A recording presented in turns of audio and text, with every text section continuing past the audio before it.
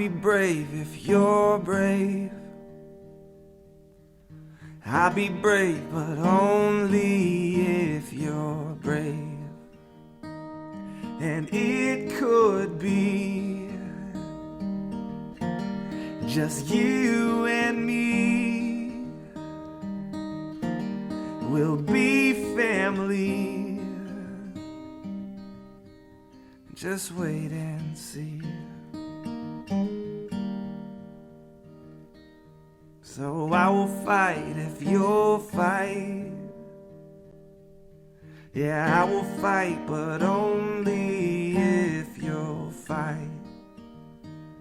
Oh, we can make it through this like sailors in a tempest.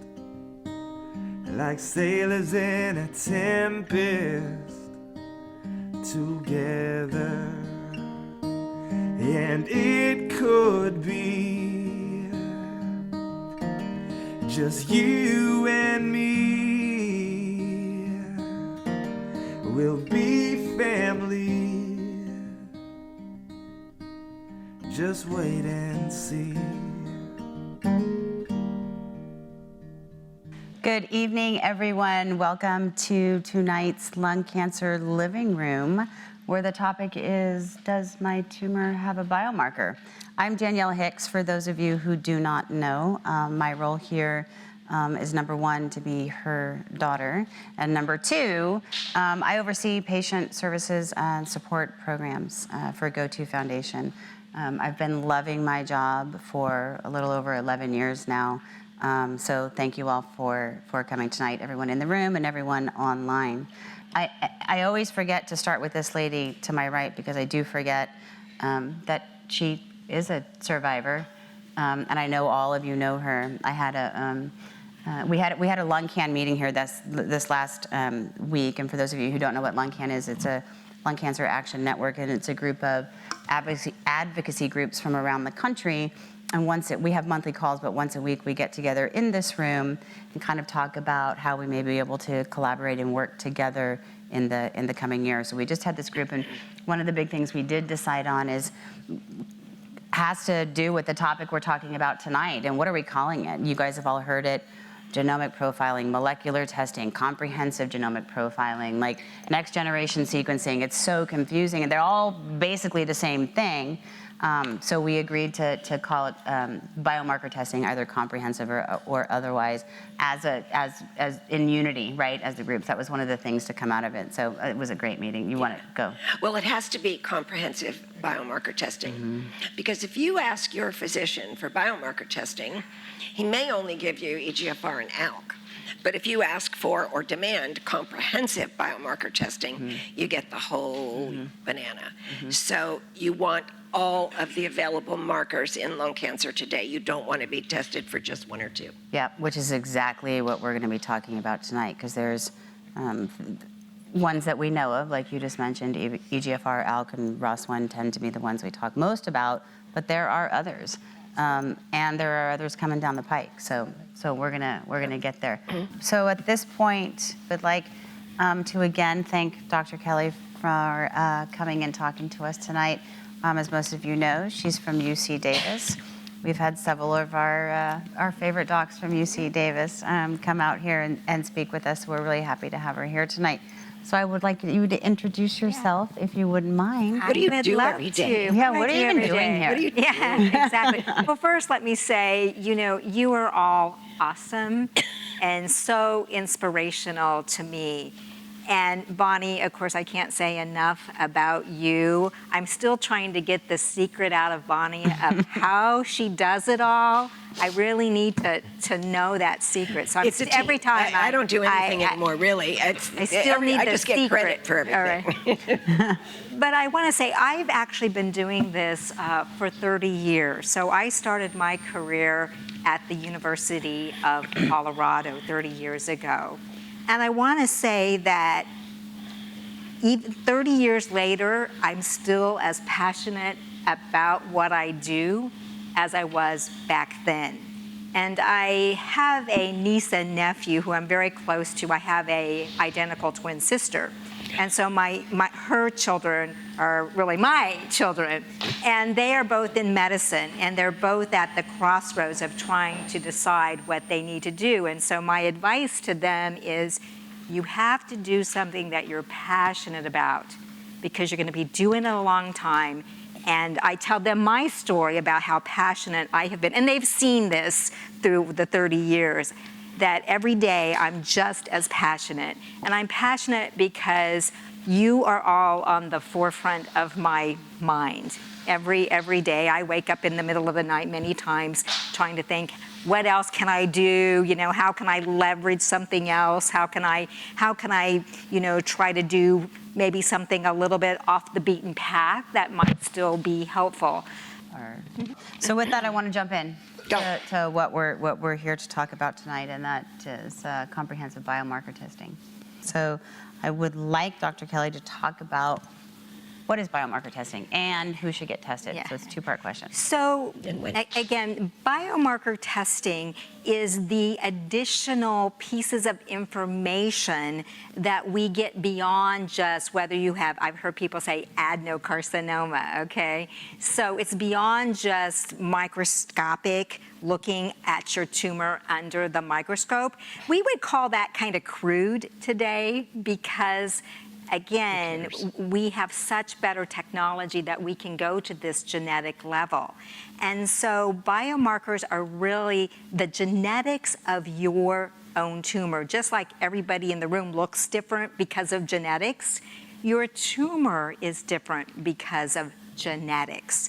And so we want to look at the genetics of your tumor, and that's why we call it a biomarker. Now, tumors, again, typically when we talk about biomarkers, we're really talking about the tumor itself, okay? And we're talking about really genes. And so that's where we call it this genetic testing. Don't confuse that though with germline testing, okay? Germline testing is what we do when we're concerned or wanting to know about genes that you inherit that cause disease, all right? That's very, very different from looking at genes in your tumors, and patients do get confused about that. A frequently asked question when you do the comprehensive testing is, well, you know, can somebody inherit that EGFR mutation, okay, or that ALK mutation? Should my family members get tested? And that's not the type of testing we're doing. We're only looking at tumor testing. So I hope that's very clear. That can't tell you anything about your family, can't tell you if you're at high risk for diabetes, can't do any of those things, but we can tell you the most important thing, and that is what is your tumor makeup. So that's what we're looking at when we talk about comprehensive biomarker testing. Who are we currently testing for these biomarkers? Yeah. So when I see a patient, the very first question that I want to know is, you know, what you've all said. I want to know, number one, is it non-small cell lung cancer? Because that's about 84% versus small cell lung cancer. So that's just under the microscope. I want to know if it's adenocarcinoma versus squamous cell. So those are the big groups, all right? So all adenocarcinomas, or again, we also call it non-squamous, should be tested in a comprehensive manner, okay? So all the adenocarcinomas should be tested for these mutations, and you've already heard EGFR, insertion 20, MET, and ALK, but we also have BRAF.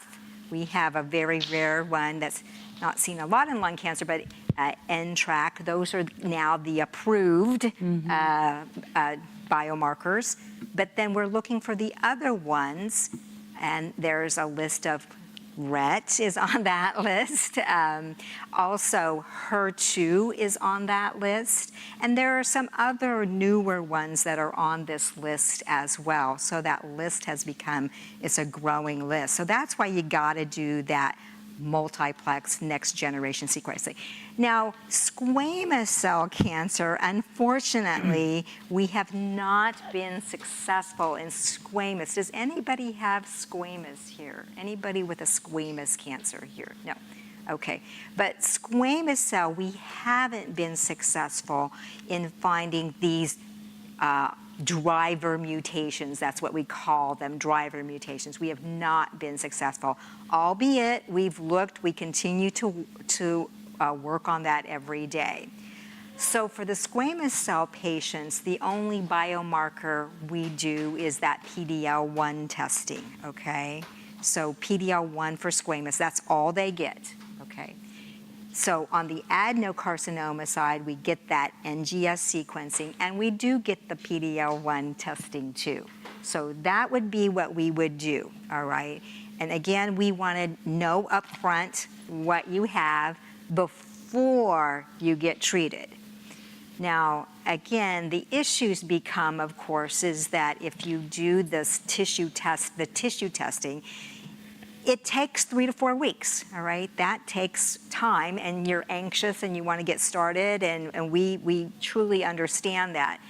I do think now with the blood testing that we can get, so now we have blood tests. It's the NGS of the blood testing, and there's several companies that do that, and the turnaround time there is only like 7 days. So now there are caveats to both of those, but we're getting better at all of that. Because remember, at the end of the day, it's hard to wait. One of my most upsetting things is when I see a new patient, I have to say, yeah, you have adenocarcinoma, but we have to send it off to get tested, and it might take 3 or 4 weeks to get a result back, and that is very, very hard.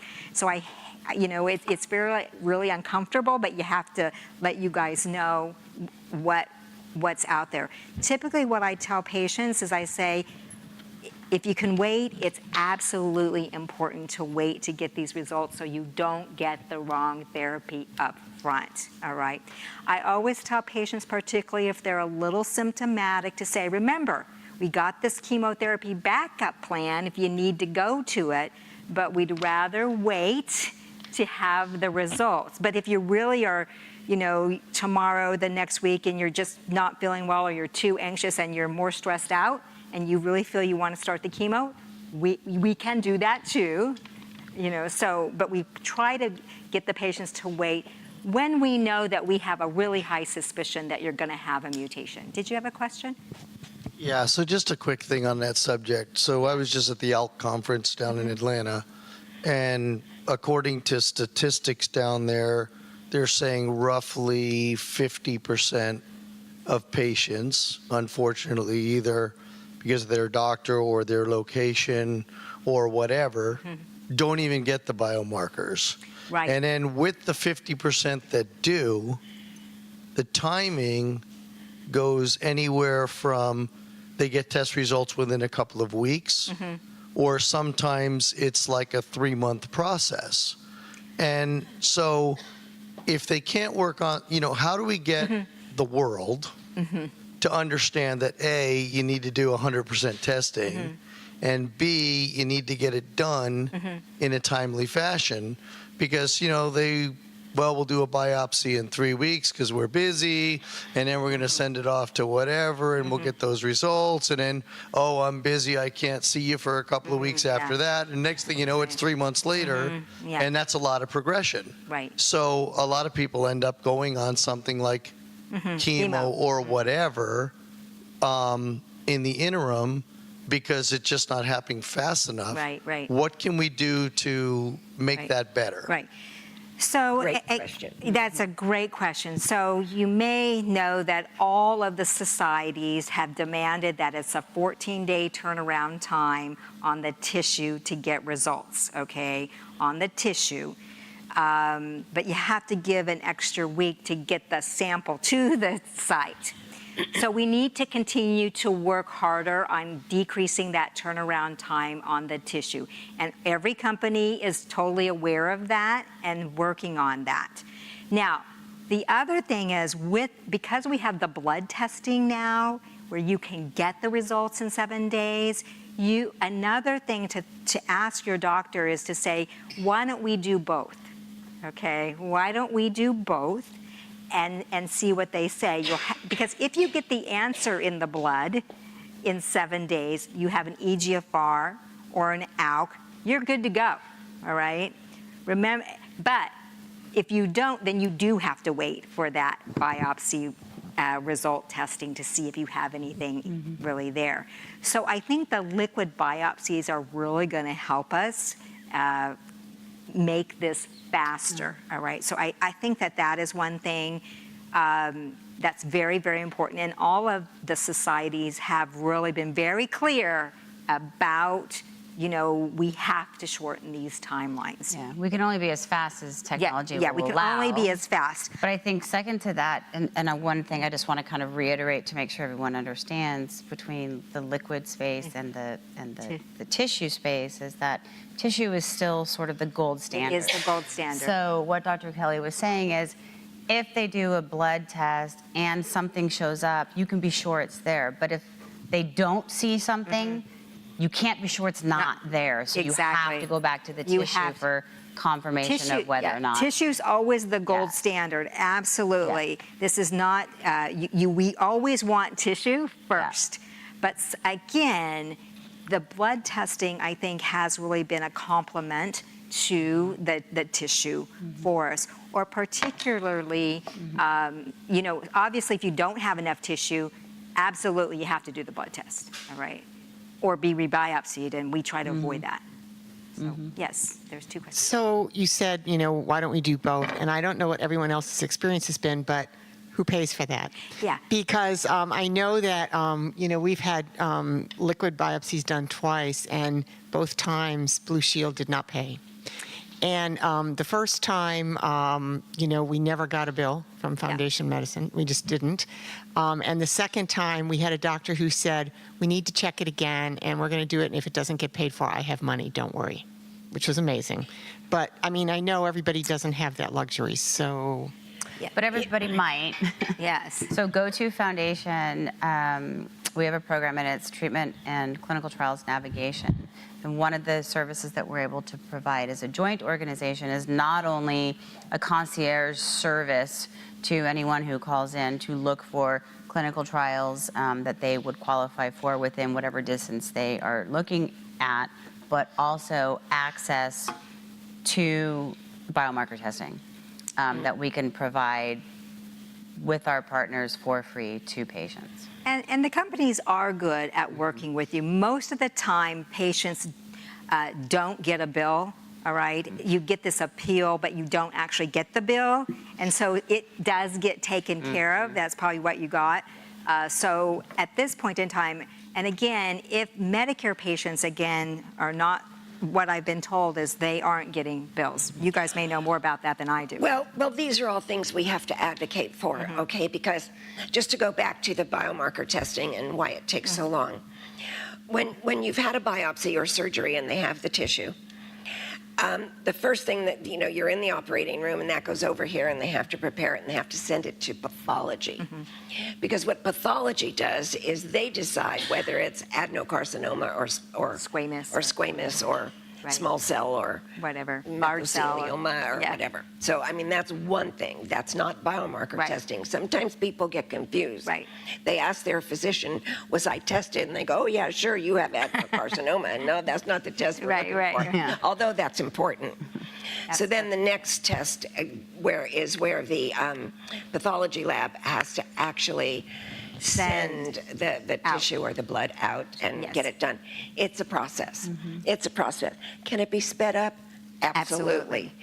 And we need to advocate for those things. We have to, bring pathology in closer to us and let them know how important it is that they move quicker. Yes. Because patients are waiting for that information to get on the right drug at the right time. Yes. I know Katerina has a question, but while we're talking tissue blood, I just want to kind of put out there, is one of the reasons that maybe getting both could be potentially more beneficial, and I don't know the answer to this, due to maybe some of the heterogeneity within a tumor itself? Could that be, could there be a benefit to getting a blood biopsy along with a tissue biopsy anyway? Because maybe we don't know where we're going in the tumor.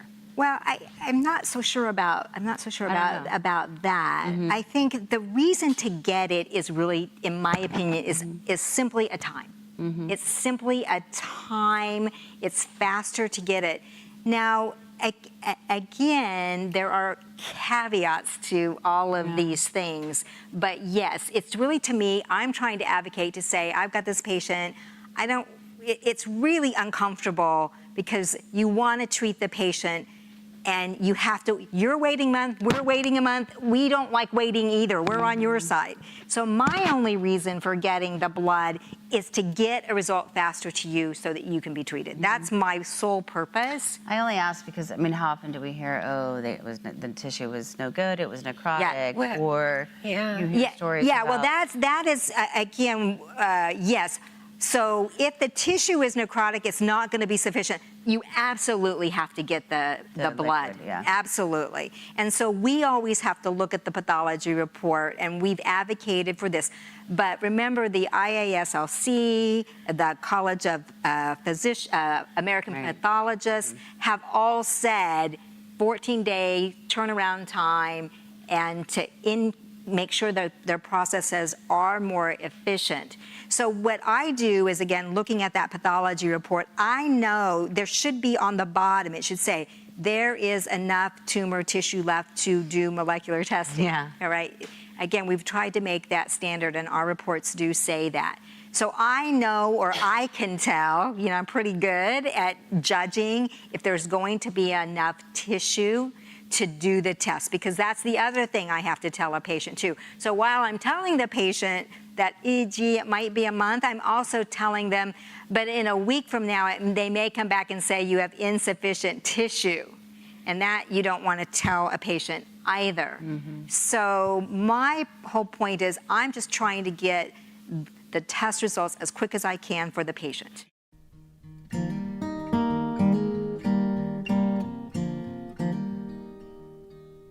Oh, I'll be brave if you're brave. I'll be brave, but only if you're brave. And it could be just you and me. We'll be family. Just wait and see. So I will fight if you'll fight. Yeah, I will fight, but only if you'll fight. Oh, we can make it through this like sailors in a tempest. Like sailors in a tempest together. And it could be just you and me. We'll be family. Just wait and see.